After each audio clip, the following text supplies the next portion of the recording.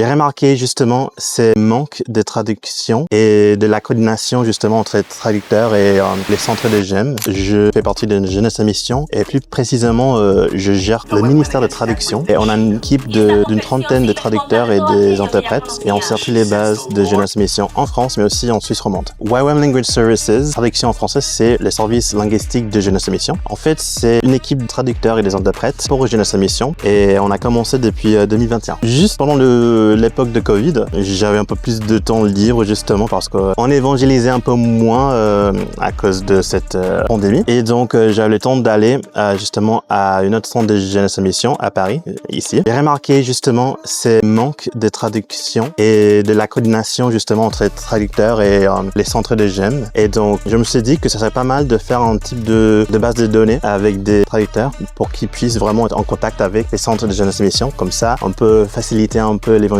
et les différents projets que j'aime à travers la traduction. La mission, c'est justement de pouvoir atteindre plus de non-chrétiens et de nos attentes à travers la traduction. On a pas mal de centres de GEM où on a des missionnaires justement anglophones qui parlent pas forcément français et on fait pas mal d'écoles de disciples aussi à Jeunesse à Mission. L'idée, c'est vraiment à travers la traduction, pouvoir inviter aussi des missionnaires francophones, des missionnaires locaux français et tout ça. Comme ça, ils puissent vraiment entrer dans la mission et c'est nous qui irons cette communication entre les anglophones et les francophones, comme ça peut attendre plus de gens dans l'évangélisation. Là, actuellement, on traduit entre les trois langues, l'anglais, le français et l'espagnol, mais on a aussi des contacts où on peut le faire en langue des signes si c'est demandé. Ici en France, je pense que ça peut faciliter un peu cette connexion entre nos frères et sœurs qui parlent des différentes langues, mais ça dépend aussi un peu de la mission de chaque église. Si c'est une église vraiment internationale, j'en connais quelques-uns ici à Paris, donc justement la traduction, ça peut être vraiment utile et clé pour faciliter ces liens, mais sinon, c'est possible aussi s'il y a des anglophones par exemple qui viennent en France et qui s'installent et qui apprennent la langue, mais sans cette